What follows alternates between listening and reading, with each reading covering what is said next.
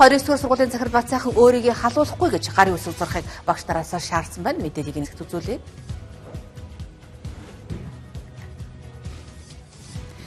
Нийгмийн бодлого боловсрол соёл шинжлэх ухааны байнгын хорооны хуралдаанаар тусгай хэрэгцээ боловсролын мэрэгчсэн багш удирдлагаар хангаж ажиллах тухай асуудал хөндөгдөж яригдсан байгаа.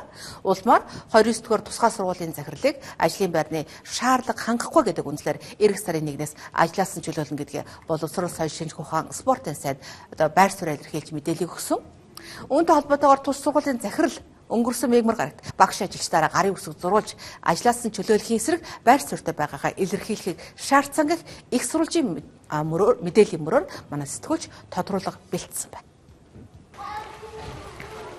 Байнгын хорооны хуралдаанаар яригдсан асуудлын мөрөөр бид уг нь тус сургуулийн багшлах боловсон хүчний хичнээн хувийн тусгай хэрэгцээт боловсролын мэрэгчсэн багш нар байгаа болон мэрэгчсэн багш нараар бүрэн хангаж ажиллахад ямар асуудал тулгарч байгаа талаар тодруулахаар очсон боловч захирал нь ярилцлага өгсөнгүй. Учир шалтгаанаач тайлбарлахыг хүссэнгүй. Харин захирлын намжиг нь өрөөгөө төгжөөд оруулсангүй.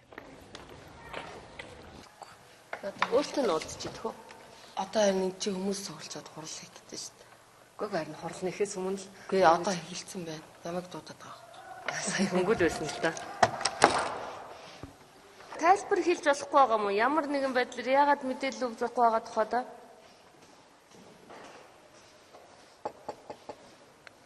Шууд цаачлчлаа хаалга. Бидний албан бусаар авсан сурвалжийн мэдээгээр бол тус сургуулийн багш нарын 10-аас 15% нь л тусгай хэрэгцээт боловсролын сургалтаар мэрэгчсэн багш нар байдаг гинэ. Цаашдаа энд суралцж байгаа 400 гаруй сурагчдын сурах эрх, суралцах бүрэн боломжоор хангахын тулд 100% мэрэгчсэн багш нараар хангаж ажиллахын тулд юу хийх, ямар бодлого баримталж ажиллаж байгаа эсэх нь уг нь нууцлах хэмжээний мэдээлэл бишээ. Гэвтэл өрөөгөө төгжиж ярилцлага өгөхгүй гэсний учир өөр зүйлд байсан бол тоо. Учир нь өчигдрийн нийгмийн бодлого боловсрол соёл шинжлэх ухааны байнгын хорооны хуралдаан дээр 29 дугаар тусгай сургуулийн захирлыг ажлын байрны шаардлага хангахгүй гэдэг үндслээр эх сарын 1-ээс ажлаас нь чөлөөлнө гэдгээ хэлсэн. Боловсрол соёл шинжлэх ухааны спортын сайдын мэдээллийнхэн дараа тус сургуулийн захирал багш ажилчдаа цуглуулж ажлаас чөлөөлөхийн эсрэг байр суурьтай байгаагаа илэрхийлэх шаардаж багш ажилчдаараа гарын үсэг зурулсан тухай мэдээлэлтэй холбоотой байсан бол тоо. Бид энэ талаар ажилчдаас нь тодруулахад ямар тач тийм явдал болсон гэдгийг хэллээ. Тэглээс хэлмээр гэнэ энэ гэсэн гарын үсэг зурулаад байна гэсэн тэр үнэн үү? Тийм болж байгаа. Та чинь гарын үсэг зурсан уу? Өнөө болж байгаа. Зурсан уу? Хичнээн биш гарын үсэг зур. Энэ багш нар чинь ямар хөө хандлагатай вэ? Багш нар өөр нэг юм хэлчихгүй бацлал аваад шүү дээ. Гүг тэгээ харин энэ яагаад тийм нууц асуудлыг яагаад энэ сургуулийн хүүхэд яагаад бидийг өөрсдөө юм бол гэсэн. Ингэж болохгүй шүү дээ. Болохгүй шүү дээ. Та нар өөрсдөө бас ёстой багстай. Эцэг эхийн төлөөлөлтөд бас уулзаж энэ сургуулийн үйл ажиллагаа болоод удирдлагын талаар ямар байр суурьтай байгааг сонирхлоо.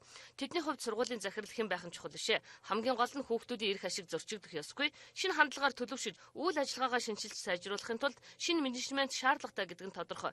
Гэхдээ энэ асуудал хэрхэн шийдвэрлэхийг нь харж байж тодорхой шийдвэр гарсныхан дараа эцэг эхийн зөвлөлийн зүгээс албан ёсоор байр суурь илэрхийлнэ. Ямар ч тач энэ асуудал эд хичээл дундуур биш хүүхдүүдийн амралтаар таарч байгаа нь ямаатай хэмээн ярьсан юм. Харин тус сургуулийн захирлын хувьд сургуулийнхан цаашдын ирээдүй ямар бодлого зорилготой ажиллах, мэрэгчсэн боловсон хүчнээр хангахын тулд яаж ажиллах шаардлагатай байна вэ гэдгээс илүүтэй өөрөө ажлаас чөлөөлөгдөх үгүй юу гэдэг асуудал чухал байгаа бол